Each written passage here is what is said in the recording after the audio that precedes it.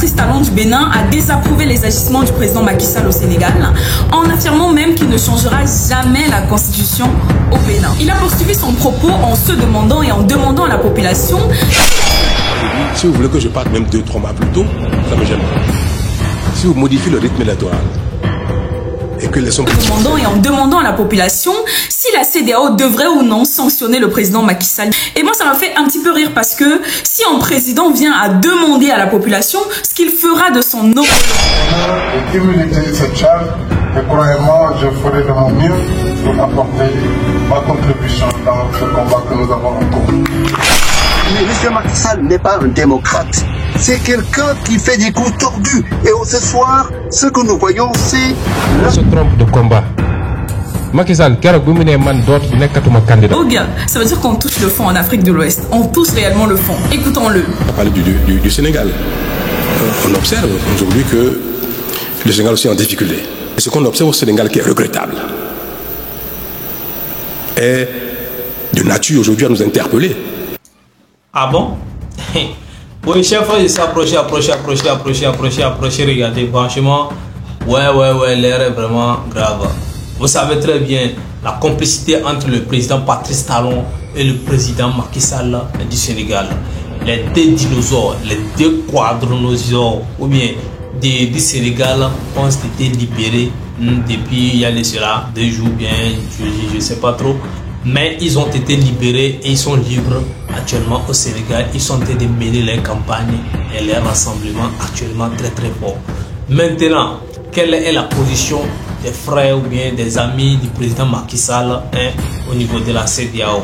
On peut bien sûr citer le président Patrice Talon, on peut citer le président de la Côte d'Ivoire et autres. Qu'est-ce qui se passe? Eh bien, dans les discours du président président Patrice Talon du Bénin, il a bien estimé qu'il ne cautionne pas ce qui se passe actuellement au niveau du Sénégal. Parce que il dit bien direct dans son cas, si c'est pour lui, si ça ne tirait qu'à lui au Bénin, s'il veut limiter les mandats, ce n'est pas un problème. Lui, il ne va pas faire plus que 2 mandats. Et il ne va pas toucher la Constitution, il ne va même pas aller à l'encontre de la Constitution en aucun problème, en aucune raison, quoi. Donc, pour lui, il n'est pas question de jouer à ces jeux-là. Mais voilà le jeu que c'est à ce jeu-là qu'il joue son confrère, son ami, son collègue de l'autre côté du Sénégal. Parce que la Constitution prend d'autres décisions et le président également utilise son pouvoir pour prendre d'autres décisions en donnant certaines raisons que vous savez très bien. Maintenant, qu'est-ce qui va se passer? Nous savons très bien actuellement que ce qui préoccupe les Bénin actuellement avec son gouvernement, le président Patrice Talon, c'est la frontière entre le Niger et le Bénin. Puisqu'alors, eh bien, soyez rassurez-vous, le Niger n'a pas encore ouvert ses frontières ou bien commencer par collaborer franchement avec les Bénin. Il y a des rumeurs qui sortent qui bon, d'accord, ils ont déjà les portes, ils ont enlevé déjà les choses, tout se passe, mais je vous rassure que non, jusqu'alors il n'y a même pas encore ça, il n'y a même pas encore cette opportunité-là. Il y a encore des réflexions au niveau du gouvernement, de la CNSP, du Niger. Alors, qu'est-ce qui va se passer? Bientôt, les élections présidentielles au niveau du Sénégal. Le Bénin également sera bien sûr dans 1 an ou bien dans quelques années au niveau en train de préparer son élection ou bien le changement du président de la République béninoise. Vous savez très bien que la CEDEAO a des problèmes actuellement juste à cause de ses présidents membres avec qui ils prennent des décisions mais qui ne respectent pas leur engagement envers la constitution de leur pays en ce qui concerne le maintien du pouvoir et l'assassinat, le dernier clou porté sur le cercueil de la démocratie sénégalaise, c'est un coup d'état constitutionnel porté par Macky Sall et malheureusement personne n'entend parler, la CEDEAO ni l'Union africaine face à cette attaque en règle gravissime contre la démocratie sénégalaise. Macky Sall, c'est le type de dirigeants africains, quand ils arrivent au pouvoir par la voie des urnes, qui estiment qu'une fois élus, vous pouvez rester éternellement, ad vitam aeternam, au pouvoir. Et c'est ça la réalité aujourd'hui que les Sénégalais vivent. Pays qui était le symbole, le leader en matière démocratique, qui se retrouve maintenant en queue de poisson, en queue de position, pardon, dans cette course à la démocratisation. Hier nuit, en tant que directeur de l'école de leadership et de gouvernance que nous avons créée de façon digitale, nous avons eu l'honneur d'inviter Larry Diamond de l'université Stanford, le plus grand spécialiste pratiquement au monde de la problématique démocratique. Et Diamond a dit clairement que Macky Sall est devenu véritablement l'incarnation sur le continent africain de l'illibéralisme.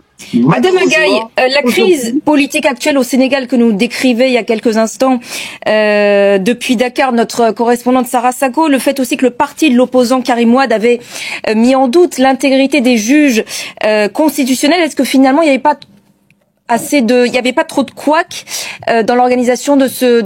Sur le rôle des communautés auxquelles nous appartenons. Est-ce que la CEDEAO, l'UMOA, cette fois-ci, doit condamner ou non? Est-ce qu'elle doit condamner ou non? Quand on condamne, on dit il ne faut pas condamner. Quand on sanctionne, on dit il ne faut pas sanctionner.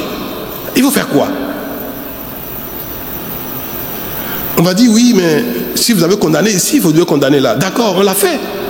Après le Mali, la Guinée, le Burkina, on l'a fait. On dit bon, une, deux fois. Parce que vous savez que le Burkina n'a pas été sanctionné. Mais le Niger, oui, parce qu'on a dit, à un moment donné, trop c'est trop. Ce trop c'est trop là continue. Il y a encore un trop qui vient dessus. Il faut faire quoi? Est-ce que la CEDEAO doit condamner? Dire non, c'est pas admissible. Non, revenir en arrière. Non, si c'est pas fait, voilà les sanctions. On va dire, mais il n'a pas vu ce qui passe au Niger. On l'a fait au Niger. Voilà là où c'est en train de nous amener. Donc, moi, je suis perdu un peu. Je suis perdu.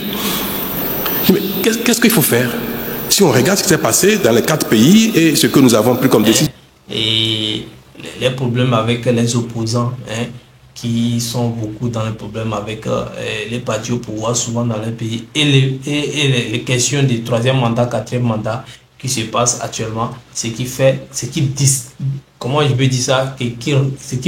perdre de la valeur ou bien de la crédibilité à la CEDEAO. Voilà les problèmes. Et on a tenté de résoudre ces problèmes avec les pays de l'AES actuellement, dans certains moments. Et voilà le Sénégal avec le président Macky Sall également qui sort avec ces complications. En tout cas, la CEDEAO a été claire qu'il ne soutient pas cela parce qu'il ne veut pas ajouter encore d'autres problèmes, d'autres situations à son cas actuel. Donc, la CEDEAO est directe, le président Patrice Talon du Bénin également. Je ne crois pas, même s'il n'a pas dit directement, il a donné son avis de son côté. Si ça ne tenait qu'au Bénin, voilà ce qui va se passer. Chers frères et sœurs, c'est ce qu'on voulait partager avec vous aujourd'hui. Si vous êtes nouveau à nous rejoindre, n'oubliez pas de vous abonner pour plus d'actualités, pour plus d'infos. Je suis là pour vous bien. Que Dieu vous bénisse.